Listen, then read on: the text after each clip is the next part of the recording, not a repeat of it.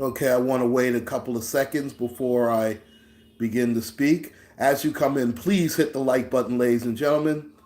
I hadn't been on for a long time, been battling a few things, but I am doing a lot better now. Um, all praise is due to the Most High, and I'm just happy to be amongst y'all today. And to me, this is a very sad topic, but to me, it is very necessary. And I know that a lot of people have already given their insight since this happened yesterday. And normally I like to jump on it early, but this goes a lot further than just Chuck D and Flavor Flav. And in fact, it is one of the death knells of what well, at least what I used to consider hip hop. And hip hop has been dead for quite some time, but a lot of people, and I myself included, have liked to jump on the younger element of hip hop, and I don't consider a lot of what's going on now. I understand that there is an underground to it, obviously, and there are a lot of good hip hop artists out there, what I consider hip hop artists, not just rap artists. Guys like J. Cole come to mind. He's a very good artist. Um, Kendrick Lamar is okay, but the old school genre of hip hop has failed, and that is why a lot of the new school artists are just regurgitating what used to be done. You know, everybody's sort of like a cookie cutter, so to speak, where everybody, oh, I'm gonna kill this N word and I smoke this and I pop this. You know, hip hop has been on the decline for quite some time. And a lot of us like to blame, oh, this new mumble rap generation, blah, blah, blah. And listen, a lot of this mumble rap is garbage, I mean, in my opinion, but that is only my opinion. But the fact of the matter is, a lot of the so called old school artists, people like Chuck D, Flavor Flav, KRS One, Big Daddy Kane, Rakim. Yes, I said Rakim, and those are the guys who really took hip hop to the next level, so to speak. Now I understand obviously the LL Cool J's, and he has some blame to put into this as well. Those guys have all, in one way, shape, or form, have failed in the progression of hip hop, and that is why you have the crap that's going on in this music. But it is also a much deeper and bigger issue when a group that had been together for 37 years break up over somebody who has absolutely nothing to do with hip hop or its culture or black people in general, outside of one day he got jailed because I guess he decided that he wanted to do his civic duty, and I marched with alongside other people who marched with King, and he happened to blend in with other people. And he wants to rest his head on those laurels. And instead of Public Enemy, who used to be Fight the Power and used to be a nation of millions to hold us back, are going to break up over Bernie Sanders. Think about that for a moment.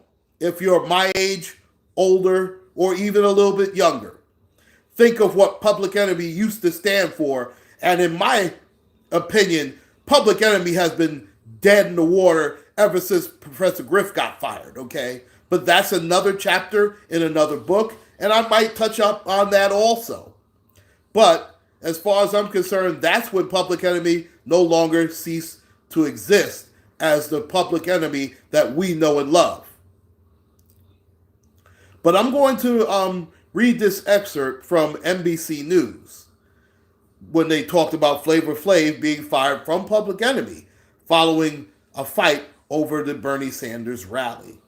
Now, Public Enemy Radio, performed at a rally for Sanders in LA Sunday night.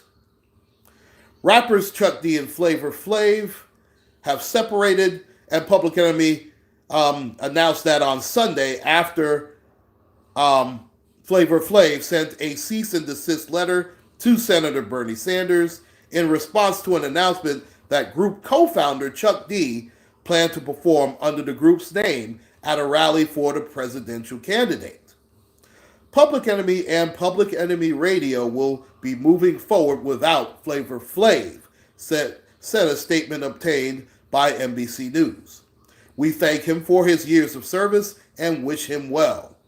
The statement said that Public Enemy Radio, a Public Enemy offshoot led by Chuck D and featuring DJ Lord, Jahai, and the S1Ws, would go on with their plan to perform at Sanders' rally at 6 p.m. at the Los Angeles Convention Center. The rally and show were live streamed on Sanders' website next to donation option buttons. On Friday, Flav's lawyer sent a letter to the Sanders campaign alleging that the performance at the political rally would use Flav's unauthorized likeness and image for promotional purposes. While Chuck is certainly free to express his political view as he sees fit, his voice alone does not speak for Public Enemy. The planned performance will only be Chuck D of Public Enemy. It will not be a performance by Public Enemy. Those who truly know what Public Enemy stands for knows what time it is. There is no Public Enemy without Flavor Flav, the letter read. Flav added a personal note at the bottom of the letter saying, "Hey Bernie, don't do this," along with a drawing of his signature clock.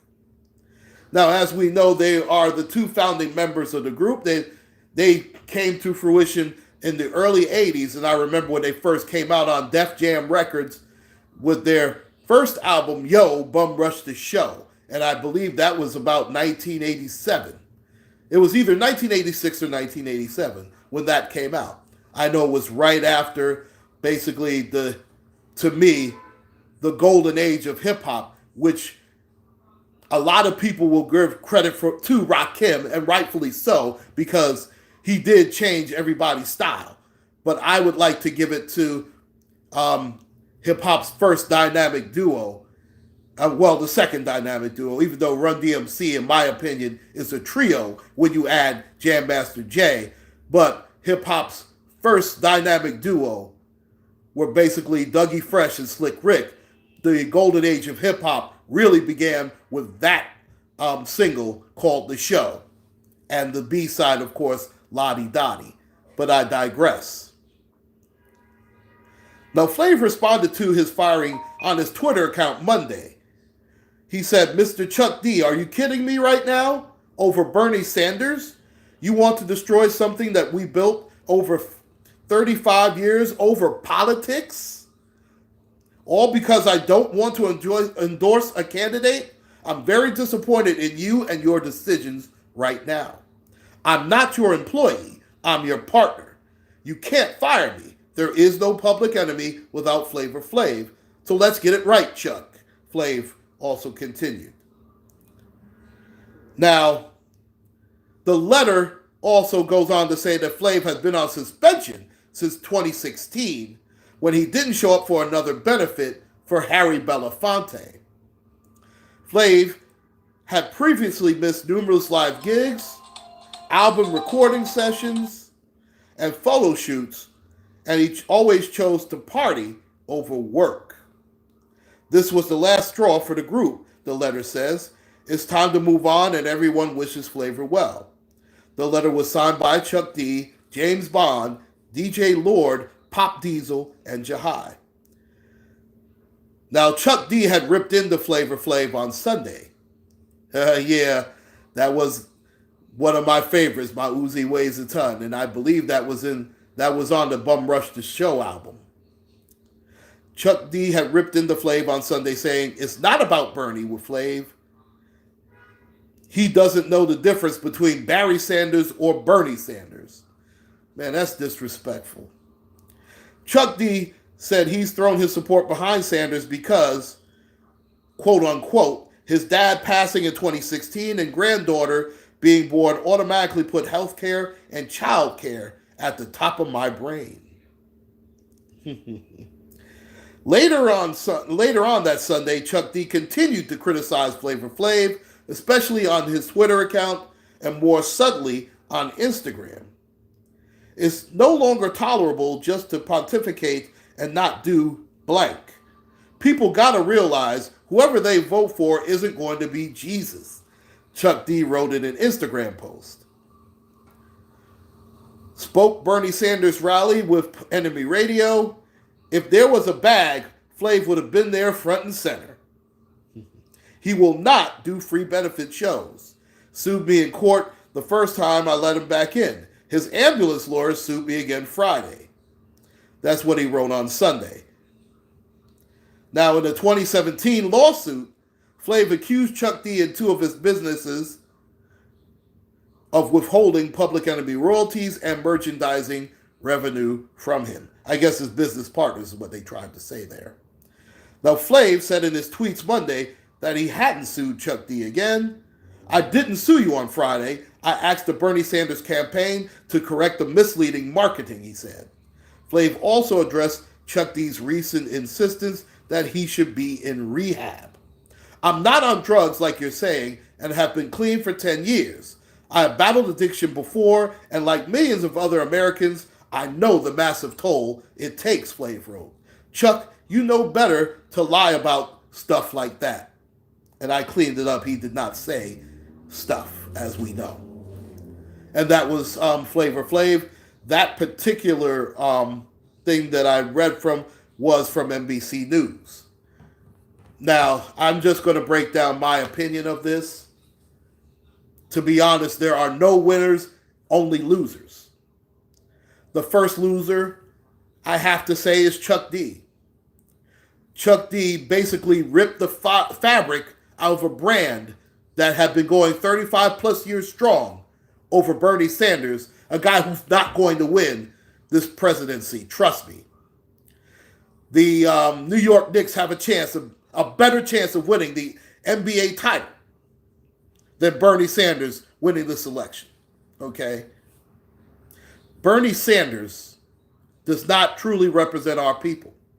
And the fact that Chuck D, one of the founding members of Public Enemy, decided to use this as a political ploy to back a guy who has said that he would not give reparations to our people, a guy who said it's freedom of death.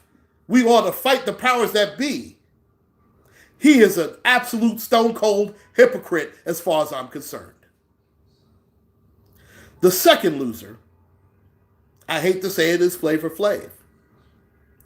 The fact that Chuck D was able to do this, as disgusting as he did it, should let you know that Chuck D, number one, has no further use for Flavor Flav, and number two, has never truly valued his friendship in the first place. Again, this is my opinion, and I'm obviously on the outside looking in. The third losers in all of this, and the most important losers, are us, the fans, and our people. And let's face it, we all know that's one and the same.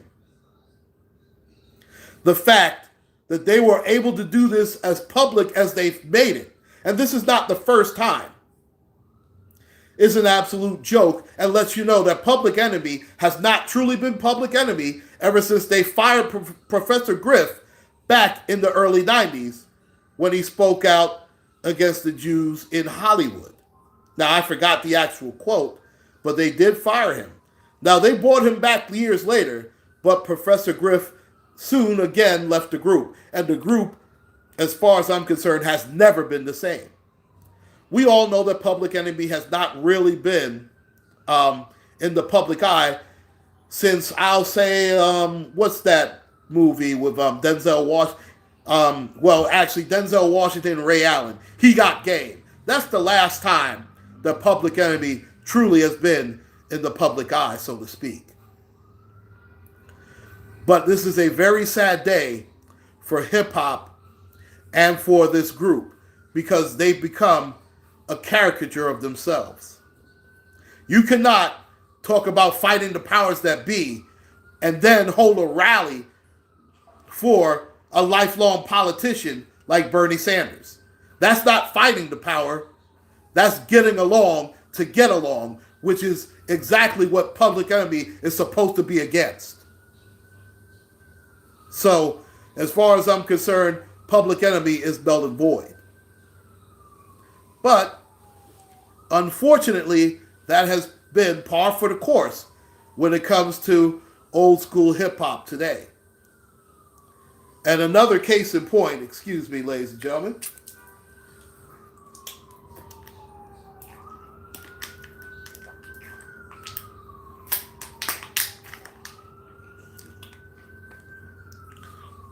Excuse me, my throat was a little parched. But another sad example of how these old school hip hop artists are failing is if you look at the interviews that were done by Big Daddy Kane and Rakim, saying that Rakim is the best artist in hip hop. That's pathetic. Eminem hasn't had a hit album since 2010. Let's face it. And he's more relevant, quote unquote, than those guys. And I'm tired that Eminem always has to be brought up. It's like they always have to tag him in, somehow, some way. I don't agree with 50 Cent backing Eminem, but I can understand him doing that because that's how he signed his contract with Dr. Dre in Shady Aftermath. It makes sense for 50 Cent to do that. I'm not saying he's right in doing that, but it makes more sense than guys like Rakim and Big Daddy Kane, those who paved the way for a guy like Eminem to go out of their way and laud him with all of this. He does not deserve it.